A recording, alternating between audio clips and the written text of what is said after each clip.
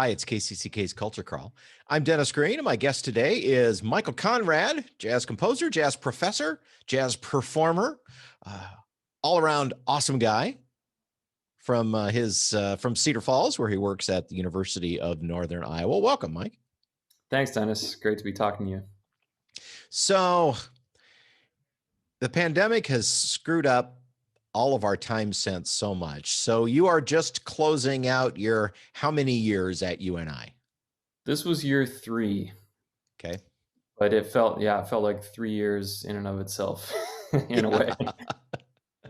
Uh, Iowa native.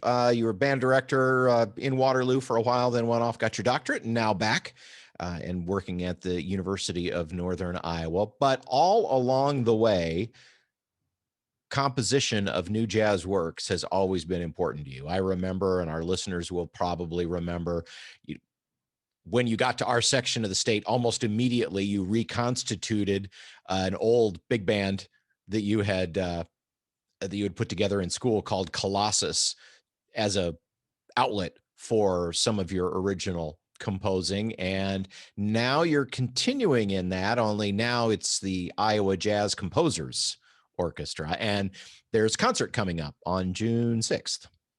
That's right. Yeah, and actually a lot of the musicians who were involved in that band Colossus are now in this big band, but then we brought some new musicians into the fold as well. Just putting a spotlight on Iowa writers and showcasing what I think is the best of what our state has to offer in terms of jazz musicians and new creative music. You This concert will premiere a new work by you, but also new compositions by some very familiar names that anybody who knows jazz in Iowa, listens to KCCK, hangs out with us at all, will know John Rapson, Chris Merz, and Bob Washut. Does that kind of round out the composers who will be represented? Yeah, I mean, when you think Iowa jazz composers, those have to be the names that come to mind, right? But there is a younger, I don't know if you could call him an up and coming jazz musician. He's already quite accomplished, but Nate Sparks, who went off to Juilliard and is now back in Iowa in the Des Moines area. We're playing a piece of his on this concert as well. And then, as you mentioned, we'll be doing the 4-part suite of mine. This will be in Cedar Falls, downtown Cedar Falls. Outdoors. Is the Place Plaza? Is that a fairly new venue in Cedar Falls? It is, yeah. It got built during the pandemic. I think I remember at some point when I finally ventured out of the house, seeing this. Oh, it just sort of popped up. I was like, oh, this is a really nice space, and found the right person to get in touch with. I know they're doing some Friday night music things over the summer, and ours is sort of just a special concert on a Sunday that we'll be doing there. Yeah, it's a really nice outdoor location, plenty of green space, and really excited to be playing there. Mike, when did you compose your first original song? That's a good question. I was always kind of tinkering around at the piano, and I don't know when I actually put pencil to paper on any compositions, but it was probably when I was pretty young, maybe 10 or so. Um, Certainly nothing earth shattering, but I think that's how it starts, is just by messing around, exploring. And then I remember when I was in school, I liked kind of writing little things just for my friends who were in band. Like we'd have those solo and ensemble festivals that would happen in April. And I liked putting sort of random ensembles together of, you know, just people I was friends with and who I wanted to play music with. And I'd write a little original piece for us to do for those things. So much of jazz, when we think of jazz, we think of improvisation and creating material on the bandstand. But you and of course, everybody else who's represented here have taken the direction of thinking of jazz more compositionally. Part of that is because obviously, if you're writing work for a big band, you can't just hand out lead sheets to everybody. It's got to be a little bit more involved than that. But, talk to me a little bit about how, fully composed work for big band is different than small group stuff that is a little more freewheeling. Obviously, I've just told you what one of the differences is, but but put it Well, into better words than I just did. I think I'm always trying to get more of that, big band aesthetic into the small group playing that I do, and vice versa. Like trying to get more of the spirit of improvisation and creativity into the large ensemble, which sometimes can feel like you're almost playing wind ensemble music for a jazz ensemble instrumentation if you don't have that essential ingredient of improvisation in there. And then sometimes, in small groups, it can feel so loose that, there aren't really arrangements, or there's not a cohesive intro and ending. So I like to, I don't know, sort of bridge that gap a little bit. But for me, with large jazz ensemble composition, the thing that's really exciting is kind of the opportunity to frame soloists and to bring them into the composition, so that like you write what you write, but it's not really done until it's realized in performance, and the soloist brings what they're going to bring to it. And you try to build a framework for them to do their thing and to be creative, but also for them to get the listener from point A to point B in the chart. So there's an arc to the solo, and it becomes a part of the composition in a really exciting way. So it's a little bit different each time, and that's to me what's really fun about jazz composition for this kind of ensemble. How does that collaboration work in the rehearsal environment where you want the soloist to bring what they bring to this, but you also have a vision for how the composition needs to work as a whole? Does that create any tension? It hasn't in my experience. I mean, there have been times where I had a sort of a particular thing in mind, and the soloist kind of went in a different direction with it, but I always kind of welcome that. And if it ends up being different, a lot of times it's better than what I envisioned, or I try to relinquish control a little bit, um, and like I said, sort of set up the framework, but then to just be open to sort of seeing what happens. That's part of the fun and the excitement, I think. If I can let myself not be so much of a control freak, and sort of, put together the stuff that I put together, and write something that's going to inspire the soloist to kind of continue the narrative of the piece, and just see what they do with it, kind of. So I haven't experienced any tension in terms of like there being a clash between what I had in mind, and what the soloist is bringing to it, in my experience. I guess, having listened to talk about this, that really composing for jazz orchestra, big band, it does require you to give up a lot of the control that we normally think of as the band leader having, because again, you're in, a 5 or a 6 piece band. And if, it's your composition, you may specifically direct kind of what you want people to do. And when there are only 3 or 4 other people, you can probably get away with that, but not when there are 18 other people. Yeah, right. Yeah, but like I said, that's part of the fun and the joy of it. With a group like this too, because there's such limited rehearsal time. Um, it's sort of like it becomes really exciting when we do play, because we're a lot of times hearing this stuff for the first time, or the performance may be the second time we've heard a soloist play on a chart, and it's completely different than what they did the first time. Um, I think that as long as I'm putting great musicians in the group, which I have done, you can't go wrong, really.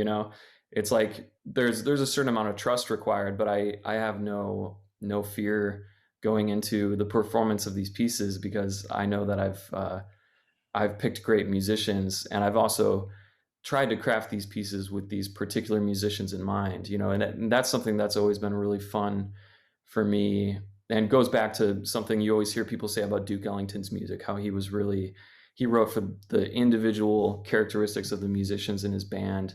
And that's something that's always resonated with me, and something that I love about Ellington. And I try to think about it. It's fun when I'm writing this stuff and I can think about, Chris Merz's soprano saxophone sound, and how I love his playing on that instrument. And, how can I kind of cast him in a light where he can really like do the thing that he does so well. I like thinking about it that way. It makes it more fun, more inspiring when I'm actually putting the stuff together, rather than just writing something for, kind of unknown musician A, B, and C. And I've done that too, but it's a lot more rewarding when it's folks who you know as people and as musicians. Well, now I'm going to put you on the spot because we've been talking about how great the musicians are in this band. And of course, I've seen pictures and have seen your past ensembles, so I kind of know. But now I'm going to make you recall them all and list them All right, for let's see me, if I can and remember it. woe Yeah. betide you if you miss anybody. Okay, so let's start with the saxophones. Robert Espy, who I went to the University of Northern Iowa with and have known for a long time, is he plays in the saxophone section. And one of the pieces I have him playing a little bit of violin as well because he happens to be a Because great he does violinist. that so well, yes. Yeah, so that's a pretty unique thing. Um, and Nolan Schrader sits next to him playing tenor, plays bassoon as well. So there's one piece where I have those guys playing those unique doubles that you don't often hear in the jazz ensemble. Jen Teedy also plays alto and doubles on flute and clarinet and soprano and everything in the group. Chris Merz is the other tenor player. And Simon Harding, who's a saxophone player here in Cedar Falls, is playing the Barry chair. And there's a lot of bass clarinet in that book as well. Then the trombones, we've got Anthony Williams, Rich Med, Joel Nagel, and Zach Morton, who's a great bass trombonist, teaches in Moline, which is close enough to Iowa. We'll call him we'll let him into this Iowa band. I grew up in the Quad Cities. So then we've got the trumpet section, which is Corey Schmidt playing lead trumpet, Dave Rezick from Des Moines, John Alabuni, who teaches at Luther College, and Steve Wheeler, who I played with for a long time in the band Groove Theory, led by Cassius Goins. The rhythm section is Steve Grismore on guitar. I play piano in the group, Drew Morton on bass, and Dave Teedy on drums. So I don't think I forgot anyone. Well, as we said, it's hard to argue with anybody in that lineup, definitely. And Yeah. as we said, playing original compositions by you, by Chris Merz, by Bob Washut, and John Rapson. Now, of course, Chris and Bob, both your teachers at UNI, and you have also played in their ensembles. I'm particularly thinking about Christopher's Very Happy Band, which has been kind of a current project. So, and now we'll throw John in here too. So compare and contrast a little bit the compositional styles. If I, when I say John Rapson, what is it? What are the hallmarks of his music? Let's start with him. Yeah, that's a good question. I've admired John's music for a long time. I remember when I was fairly young going to that camp that they did in the summer at the University of Iowa. So I became interested at fairly young age with his music. He's put out so many CDs over the years and a wide array of things. That's kind of like one of the things I would associate with John is just the breadth of stuff that he's done and the creativity there. Like he had that really cool album where he took free improvisations and then composed music around those free improvisations, which was such a cool idea. He's done a lot of Brazilian influenced things. And so it's just like the whole Tamale Louie thing, which yeah, is, almost folk country.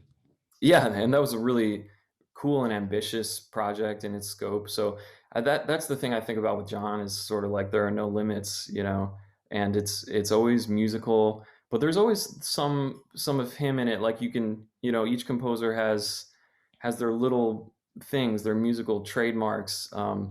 For him, I'm thinking about the interval of the 10th in particular, because this piece we have in the book, Street, starts out with that, and it's like one of those things that I hear in a lot of his pieces that just come to mind right now. So yeah, he's a great one. How about Chris?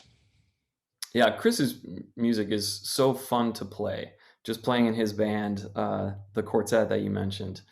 So that's the first thing I think about is it's just a joy to play those pieces. They make so much sense harmonically, but there's like enough space in the music for us to go in so many different directions with it, which is what's really fun about playing with that group, and it doesn't get stale. We play those, he's got tons of tunes, but we play a lot of the same tunes, and I've never gotten bored of playing any of that music. So really memorable melodies, but really fun chord progressions to improvise on. There's actually a piece that from the quartet that he took and expanded for big band that we're gonna open up the set with on the June 6th concert. And Bob Washut is another one whose the idioms in which he composes are just, the breadth is just so wide. Yeah. I mean, I always think about that Orquesta de Jazz y Salsa Alta Maíz, because, I remember being in college and going to hear that band, and that being a new world for me. I knew nothing about Latin jazz. And so he was sort of my entry point into that music. But you're right. I mean, he writes amazing straight ahead swinging music, some really creative stuff that's hard to categorize. It's like, he writes amazingly well for school ensembles in a way that, the music is playable but still very hip and interesting. So yeah, I learned so much from Bob Washut and from Chris. Well, and then there's this other guy who's in the composes for this band.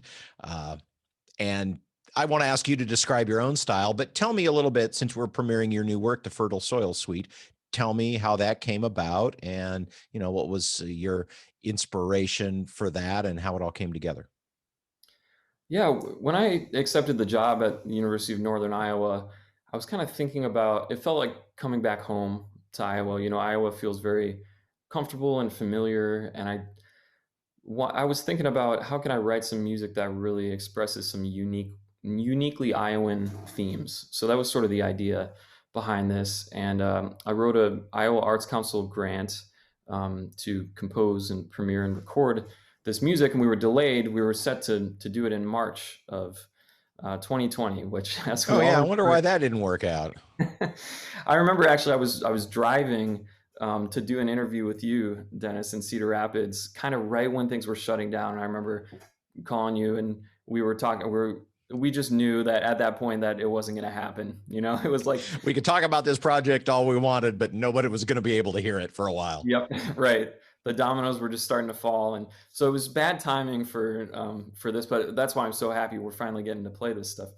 But anyway, so it's a 4-part suite. There are 4 pieces, and the first one is called Battleground, and it sort of deals with just the Iowa's unique political position as one of the first states or the first state to caucus every 4 years. So there's like every 4 years we get all this national attention and all these political ads and all this, this fighting and stuff.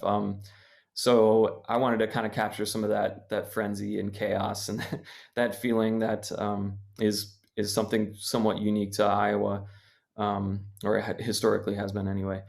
And then the second piece is I listened to a bunch of field recordings from the Library of Congress archives of Native American music, like music by tribes that were indigenous to Iowa, and listening to some of these melodies and trying to compose a piece that incorporates melodies from these tribes. In particular, I think they were indigenous to Western Iowa. So that piece is called Iowa, because the name of our state actually comes from a Native American tribe as well.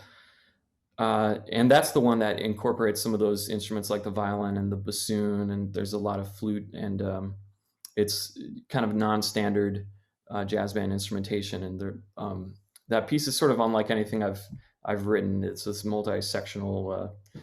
I'm really interested to see how it comes together and hopeful that it works.